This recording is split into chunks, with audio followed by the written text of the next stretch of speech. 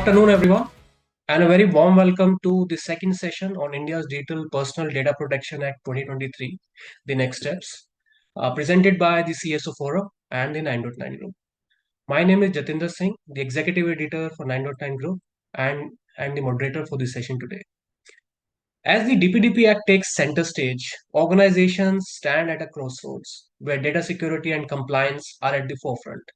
In this digital age, safeguarding individual data and regulating data practices are of paramount importance. For Chief Information Security Officers, this translates into a call of vigilance, ensuring that the organizations not only comply with the bill, with the act, but also maintain the trust of their users. Well, in today's session, which is titled The CISO's Guide to DPDP Compliance, we will explore actionable steps to initiate your DPDP compliance journey and align it with your cybersecurity strategies. The best approach to mapping the DPDP Act to your existing cybersecurity frameworks. The essential components and strategies for a successful DPDP compliance implementation within your organization, and of course lessons learned from some of the common challenges in the global implementation and how to avoid costly mistakes. In our quest for knowledge and actionable insights, we are honored to have with us Dr. Yash Sharma, the CISO of the Indian Oil Corporation. Dr. Sharma brings a wealth of experience and expertise to the table, holding a PhD in cybersecurity with a specialization in OT cybersecurity and a master's in cyber law and engineering in computer science. Dr. Sharma's remarkable 22-year journey has led him to the current role as the CISO of IOCL. In our session today, Dr. Sharma will unravel the complexities of DPDP compliance and offer a vision for a data secure future. We will have this discussion in a Q&A format. And of course, as we all know, it's not solely about compliance.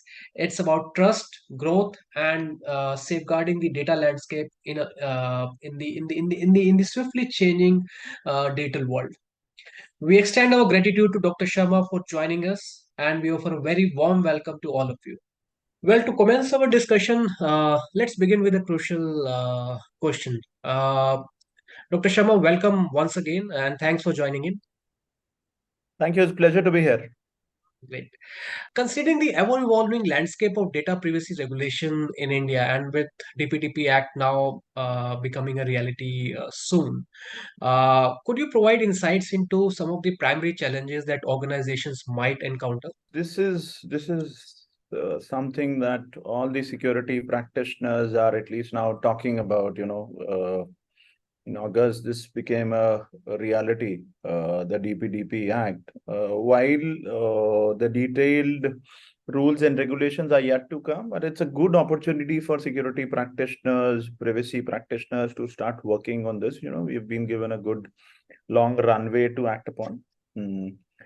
Let's start with the absolute basics here. The question pertains to the challenges. The biggest challenge that I see when it comes to data privacy, and this is not from an organizational point of view, this is from an individual's perspective. Privacy is missing as a cultural thing in India. And why I say that this is a challenge, when you have to build something into the system or enforce a certain requirement, it should be first understood by the people. It should be something that people agree upon. And if you look at how an individual behaves, or the individual idea about privacy in India is not as stringent as one would want it to be. We try to compare ourselves with the Western world, and from where essentially this concept of privacy has come. So I'm saying that, as an individual, it is important for the people to understand the requirements, to understand the rights, and now the necessity of having a data privacy control. So that, I think, is one of the most important challenges, to accept that this is also a requirement that one has to act upon. Having said that, this is something which is an individualistic thing. Now, coming to the organizational perspective, so the challenges that are going to be there, let's start with, I think the first and the foremost would be the life cycle of a data. while this is from the inception or collection of the data to the disposal part, I think most of the organizations have a very clear defined policy or procedures for collecting of the data, maybe storing it, processing it. Unfortunately, the disposal part is something which is probably not as clearly defined, and which, this whole data privacy act is all about having the data, using it only till the time one requires, and then disposing it off. So unfortunately, the last part is something that has not been built into the system. As I said, this privacy is something that is not, it's always an afterthought. It has happened in other places also. And since we have been running these businesses for a long period of time, so I think that is going to be one, the life cycle. It has to be clearly defined and followed, including the disposal also. The next challenge that I think for the organizations would be to have a clear inventory of the data. Now with this hybrid working and data moving to cloud, there are multiple places where the data is residing, and the sensitive data, probably, or maybe a PII, now that DPDP talks about personally identifiable information only. I think all of this is pervasive in nature. It's residing at so many places. So for the organizations to first figure out as to where all this data is residing, keeping an inventory, only after I know as to where all this data is residing, where all it is being kept or processed or storage, would I be able to apply the controls, and the requirements of the act can then be fulfilled. It is important that there's an active inventory system through which the organizations know as to where all this data is residing. That is sensitive, and I'm going to come to the categorization and all of that part much later. Once the organization, or one of the challenges, if they are able to overcome, then the next challenge would be defining a framework. I think, I'm just trying to go into a logical manner, that once it has been done, then the next challenge would come in defining a framework of like privacy principles to be built into the system or built into the entire processes. Now, it is fairly easy to build all these systems into a new system which is going to come up.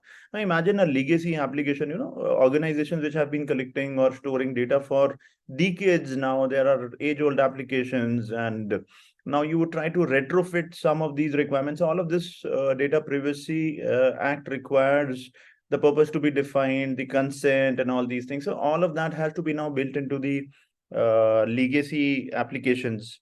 I think automation is going to play a very important role, especially in all of this. But where is one organization in terms of their automation journey, something that they would have to relook at? That's going to be a major challenge, I think. Uh, and one thing that I've always seen and always discussed with my peers also is this concept of keeping the data on a, or sharing the data on a good to know basis rather than need to know basis.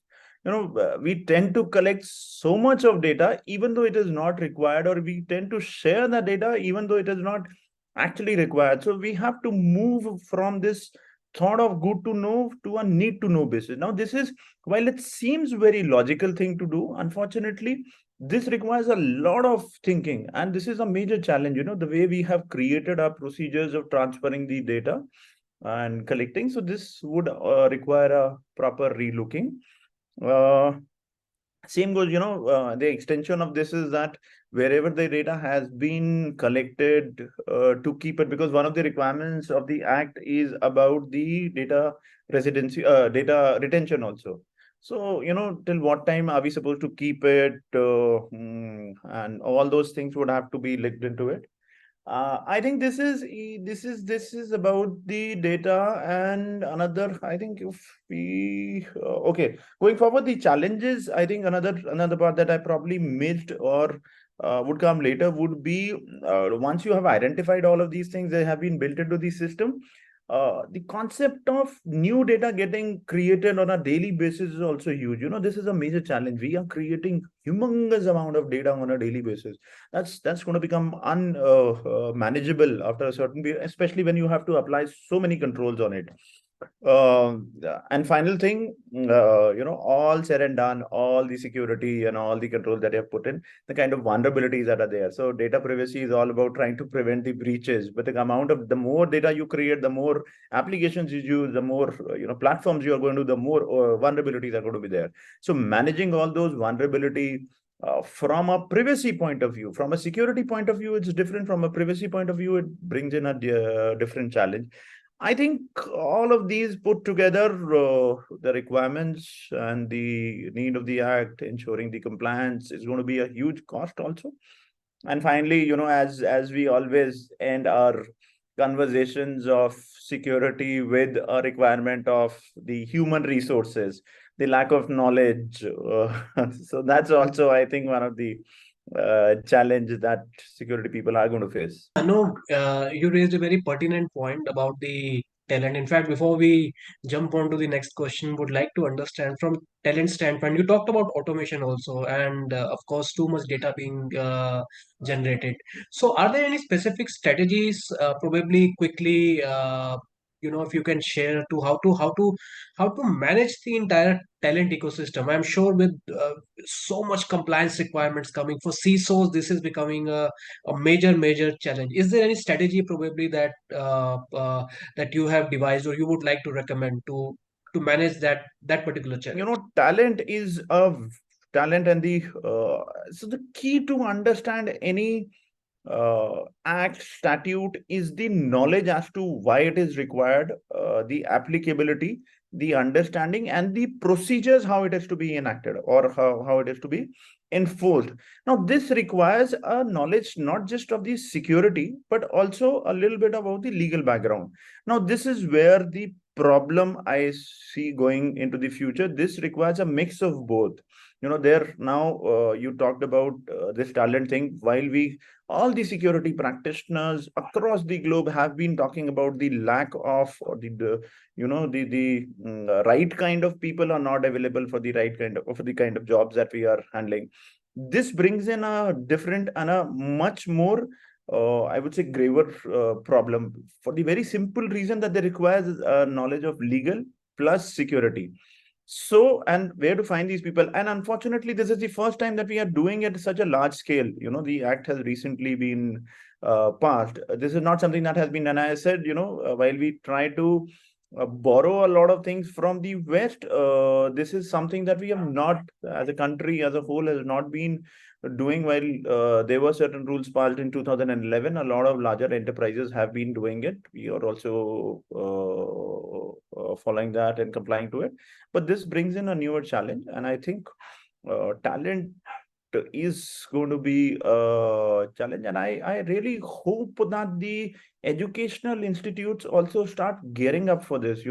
I really do not see a lot of privacy professionals who also understand security, and the other way around, security professionals who understand privacy from a legal point of view. One of the things that the act also requires is talking about the sharing of the data with the partners. Now that requires you to actually look into the contracts that have to be built in, which requires an absolutely clear understanding of the legal requirements.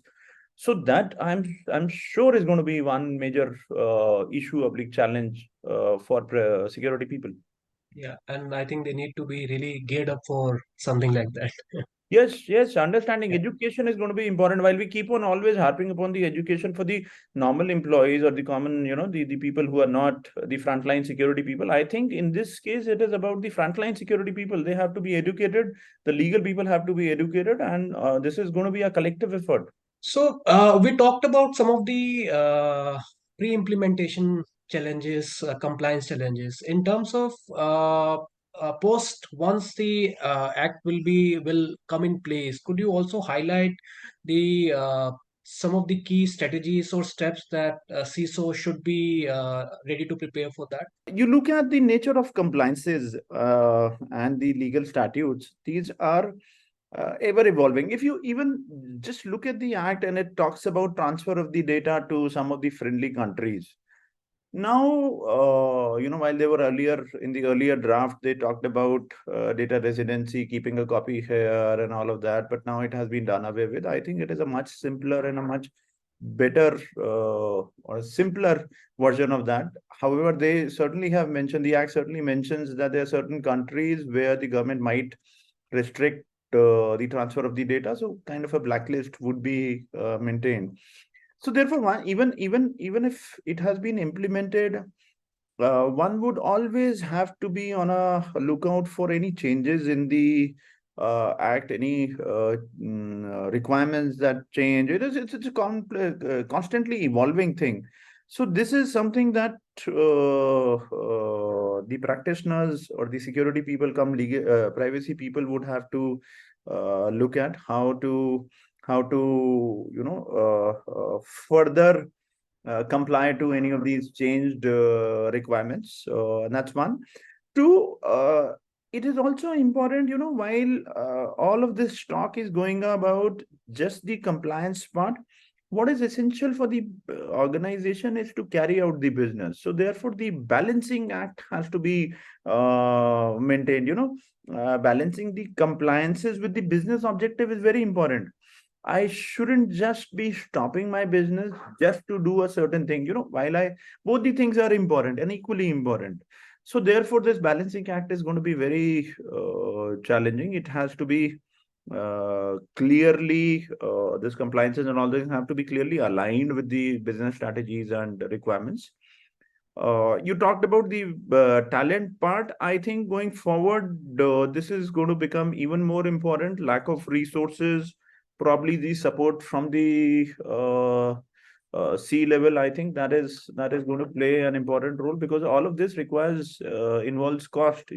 End of the day, it is all about spending the money to doing that, and this is a constant cost. This is going to be probably clubbed in the cost of doing business kind of thing. This is not going to give any I mean, not returns per se. Then I think once it has been done, as I said, the data where it is residing with the partners, that has to be relooked. The contracts, building newer contracts is going to be another thing that companies would have to deal with.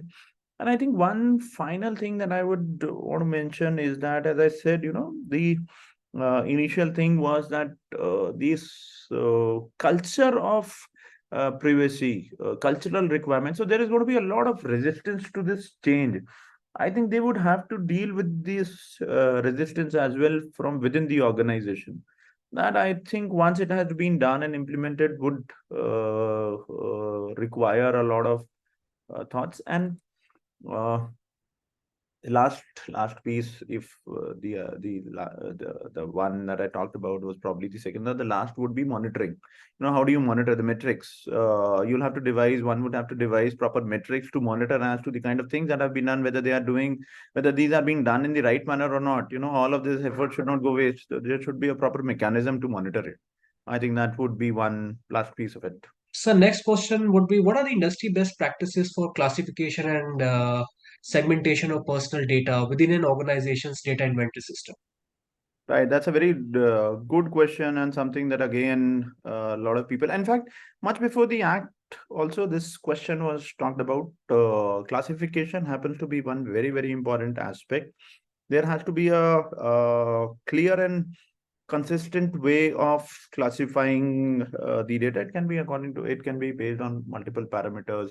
I think the ones that are talked most about are probably based on the sensitivity, the value of the data, and the risk that it brings in. I think there has to be while defining and classifying the data, it has to be understood. The objective has to be absolutely clear from the organization's point of view. The criteria that is chosen to define or categorize or classify the data has to be clear. It has to be aligned with the business requirements. As I said, this is just one of the ways, sensitivity and value and risk. And I can give you certain examples wherein We look at classifying the data based on these parameters. Sometimes we try to classify the data based on the confidentiality thing, restricted, confidential, these kind of classifications. One would have to be absolutely clear as to what is the objective and how the classification is to be done. We cannot just pick it up from one of these organizations and try to implement it in any one. It is entirely dependent on the way the data is being handled within the organization, the kind of data, the kind of sector that one operates in. So once once this parameters have been defined, the next part for the classification would be bringing in the automated controls. Now, this is something which is very important. Once you have defined that, this is not a manual process. It's manually impossible to look at the data and start classifying it. So there you need to have the automated tools and controls which would look at every piece of data that has been generated, look for those keywords or whatever the parameters are. Based on that, then I start applying labels onto that data and to classify it according to the requirements. Then once that has been done, then the levels of the classifications have to be defined, and the data is to be put in that particular level. For each, why these levels are important? Once the levels have been defined and decided, the security controls would be dependent upon the level at which the data is residing. So therefore, it is once you've classified, put it in a particular level, then you apply the security controls based on the level in which it is there being done. And once this is done, then comes the implementation part. Implementing controls for different levels of data, different levels of requirements. So you implement, you then start monitoring and reviewing it. So this classification and all of this also involves not just limiting the data to the classification piece, but also doing all these things and finally constantly reviewing and monitoring it. Interestingly, we talked about earlier, while in compliance, there will be a lot of challenges you talked about, and of course, strategies need to be devised accordingly. Uh, but I think it's also bring in a lot of advantages. Something that we discussed before as well, with the focus will be on minimization of data breaches. So, would like to understand, does it also bring any new and exciting opportunity to reduce the massive amount of breaches that are happening, and of course, the security challenges that a lot of enterprises are facing? Absolutely, Jatinder. I think this is an aspect that is very less talked about. This is a very important piece of this, of not just this, of all the acts that are there. Essentially, these laws are made to not just make the organizations comply to a certain requirement. It's all about, protecting the interest of the maybe a consumer in this case, an individual. It is absolutely important for people to understand that this has been done with a certain intent. The intent is to protect the data from breaches or maybe unlawful transfers and all that. So I think this has a huge potential when we look at it. If an organization is able to clearly define and have a robust policy, I think the data breaches can certainly be minimized. If you look at the things that this act would require an organization to do, the first and the foremost thing would be, as I said, the sensitivity, the value, and the risk. So it'll enable an organization to understand as to where it is operating, prioritizing the risk. So once you have identified the risk, you would be easily able to prioritize as to which one is to be acted upon first. It's all about trying to control or minimize the risk. So that is one thing. Another, when we do this risk minimization, once this classification and all of that is done, the best or the simplest way would be to look at the access control, the way or the people who would be accessing this data. So therefore, there would be a need to relook at the access policies. As I said, move from good to know to need to know basis. Enforce stricter access control policies. Bring in the encryption thing, because if the if you have defined and the sensitivity of the data so warrants that it has to be protected always at rest and in motion. So, the encryption has to be brought into the systems. Then the act requires that the data only needs to reside in the system for a given period of time, after which it has to be deleted or removed. So that again, those processes would require you to go and look for the data into the entire, their data lifecycle that we talked about. So that's another thing. Most of the times, one interesting aspect of this is, if you look at some of the data breaches across the globe, what has happened is that these are probably because of some of the loose APIs or loose controls, wherein organizations did not know that that data is residing at so on so many places, and from those the leakages happen. So this is going to bring a tighter control around that. Clear defined data handling procedures obviously would have to be a part of it. I think then one part that I probably missed in my earlier response was that when it comes to having the entire controls, incident response mechanism would also have to be built in. All said and done, if a certain incident or a breach happens, there have to be stricter SOPs as to how that has to be dealt with. Now, combine all of these things together. Maybe all of this is being done to ensure the compliances, but it actually brings a lot of benefit or a lot of advantages to the organization in terms of their overall security protection mechanism. I think this is certainly an advantageous thing. Maybe it is it's kind of a push, but yes, it's certainly going to help. This brings in a lot of opportunities. Absolutely. So can you, the next question, in fact, this question was asked by most of the, a lot of CISOs in our last webinar uh, regarding cross-border data transfers. What are some of the challenges and best practices should enterprises consider, especially when mapping the flow of personal data to ensure compliance with both national and international regulations? Right. So cross-border data transfer is something that has been debated a lot, right? From 2018-19, when the first draft had come. In fact, not just here, in other acts, similar acts across the globe also. And if you again look at the intent, it is, I mean, quite logical that, while I'm trying to protect the data in my jurisdiction, in this country's jurisdiction, this is from the country's perspective, that they, for their data, for the citizens of that country, they are trying to protect the data and ensuring that it is being done by all the organizations which are acting in their jurisdictional area. What if the data goes to a place where they do not have this kind of a jurisdictional control? The geopolitical scenario might be that it probably might not have that kind of a control again from the company. So I think the challenges have been addressed in the act, which says that the government would be defining the restricted countries list, but it is important for a practitioner to understand as to what and how this is to be looked at. It certainly brings in challenges. Please understand that when you're transferring a data to a certain country which is outside obviously of this, so you not only need to comply with the requirements of this country but also of that other country as well. So many things.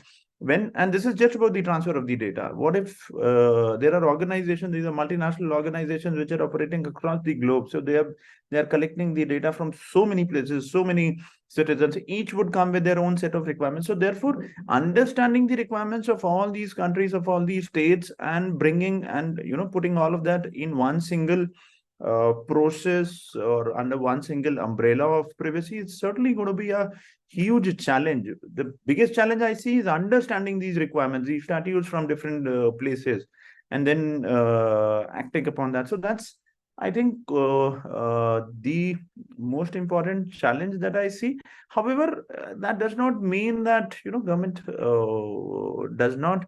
Nowhere does it say that they don't allow the data to be moved out. It's just that look at the intent, the spirit of the act, that it has to be ensured that the security is applied at that place also. So the contracts are going to be important. How it has to be handled once it has crossed the geographical boundary of a particular country, those things are going to be important. And mostly we are going to rely upon the legal aspects in having all those things built into the agreements. I think that is the challenge and as well the way forward, I think, in this aspect. Yeah, sure. Couple of more questions, sir. One is, of course, you earlier talked about the talent related aspect. Now we are also looking at a lot of new age technologies and capabilities in the space of, for instance, AI and things like Chat GPT, Bard, generative AI, which is coming at a massive pace. And a lot of organization culturally probably are not ready to adopt these technologies, and of course it needs a lot of skilling, reskilling, and with huge skill gap in cybersecurity, something which you mentioned earlier. Organizations are going to face this with compliance related things as well. So would you recommend some of these steps, or how to address that challenge? So the if this challenge is about the new age technologies, the technologies, and as I said, and I firmly believe that this uh, data privacy and compliance to this act is not a manual job, right from the data classification to the controls. This requires a lot of automation, and AI certainly is one of the key technologies which is going to help. I don't think so there is a way to do it without using these tools. The companies would have to adapt and I think another thing that is going to happen is that there are now technologies which are going to evolve to help the entities do this. This is a very specific requirement. As I said, while there are various tools to help you understand the sensitivity of the data. Now with this PII thing coming into the picture, the very definition of PII is yet to be built in. Is to be built into these technologies. A combination of so many things would become otherwise a normal data might not be classified as a PII, but a combination of couple of fields would become a PII. Therefore, this can only be done when the systems are smart enough to understand as to what is the idea behind it. And I think AI probably has a lot of promise when it comes to offering a solution for these things. I don't think so there is any way that we would be able to do it. Yes, and the people would have to, as I said, education is going to play one very important role, and not, and this again I'm saying, I mean, the cost of repetition, this education, and this is not just for the employees, but for the frontline security people who are doing this. Education is the most important, and awareness, the most important aspect. Okay, yes, one last question. In terms of security measures, policies, and technologies, you have been a strong proponent of things like zero trust, as we all know. So, what are some of the latest technologies, tools, and solutions which can help, which can help CISOs to integrate a holistic approach to ensure robust data protection?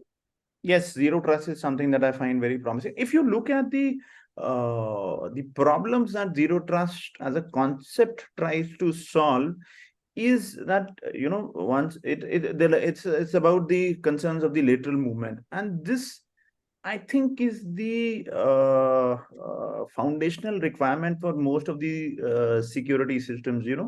Trying to, maybe you can say that this is trying to contain a certain breach. If it has happened, then it will be restricted to that area because the lateral movements are not allowed. Same goes for the privacy thing. If you try to bring in a zero trust, or you try to build a zero trust ecosystem around the data, it talks about least privileges method, as I said, from a good to know to a need to know basis. Access controls are going to be tighter if we have a proper zero trust. The transfer of the data is going to be restricted and limited, because you again have to define the requirements before the transfer happens. The objective of giving the data is to be defined.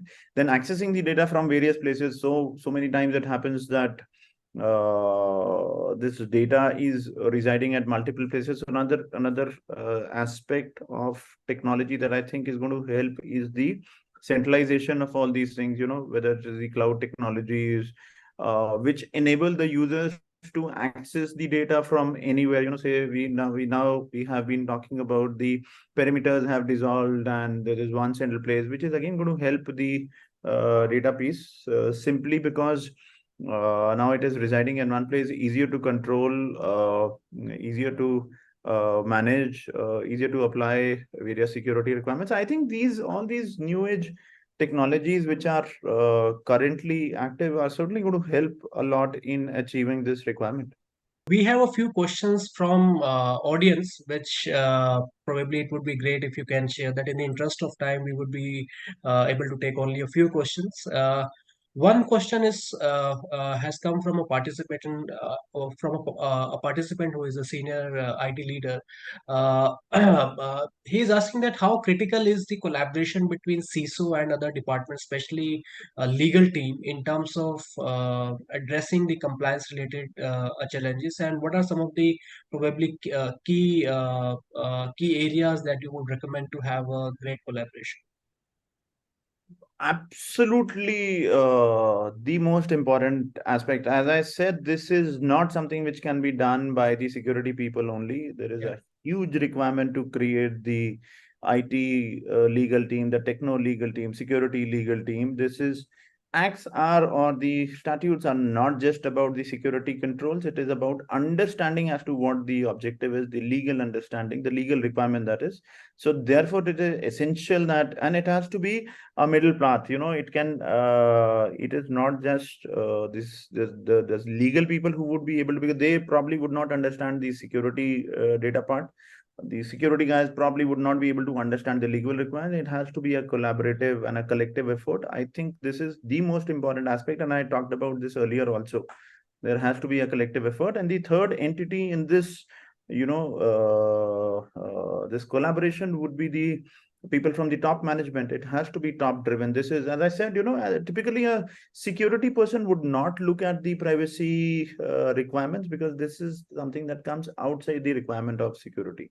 So therefore, it has to be top driven. It has to be with the legal angle. It has to be a collective effort.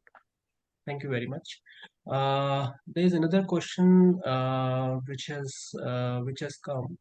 While you have covered in the in the bullet list, could you share the essential components of compliance checklist, and how can these challenges be effectively tackled to ensure data protection and compliance? One should understand, while this act is out, it is also important to understand whether your organization's processes or the data that is being collected, whether they are actually required to do this. I mean, the applicability is to be understood from where the data is being collected, which all areas it is being collected. Are you transferring the data to outside the country, so on and so forth. All the requirements that are being given, there are certain purposes defined in the act as to based on which their processing of the data can be done. One is a legal requirement, the obligation thing, and the other is the consent based. So if it is a consent based, then the consents have to be brought in. So that is one, figure out the applicability. Two, create the sixth step would be, as I said, create a data map, understand the inventory as to where all the data is residing, which all data is being collected. Then you start applying the controls. Third, I think the third step, if at all the applicability is there, set up a consent mechanism. This is, as I said, the purpose. If it is consent based, consent mechanism is to be set up. Another important aspect that we probably tend to overlook is the rights of the data principle. All of this, act has been created to ensure that the rights of the data principle are adhered to, or the requirements as given in the act are adhered to. So the requirements or the from the data principle, that is ability to access the data, withdraw the data, have a grievance mechanism, all these things. So this is part 3 or 4 of the requirements in which all of this is to be done. And I think the final part, what I would think is to establish a proper, not final, the second last part would be to establish a mechanism to review and check and have a feedback system into it, so that if there are certain corrections required, you can always go and build into this thing. Incident response is something that I have already talked about. I think these are probably the steps that I think are needed. Thank you very much, sir. In the interest of time, we would be happy to take more questions. I mean, you can share with us, and we would be happy to provide answers from Dr. Yas. Thank you very much, Dr. Yas, for being here and taking the time and effort to share your valuable expertise, knowledge, and insights. My thanks also to delegates who attended this session, posted questions and comments. I hope you found the webinar interesting and informative. Please send in your feedback and comments to enable us to organize more such sessions. We look forward to seeing you again on another session. Meanwhile, it is goodbye from the CSO Forum. Thank you very much. Right. Thank you and bye bye. Thank you, sir.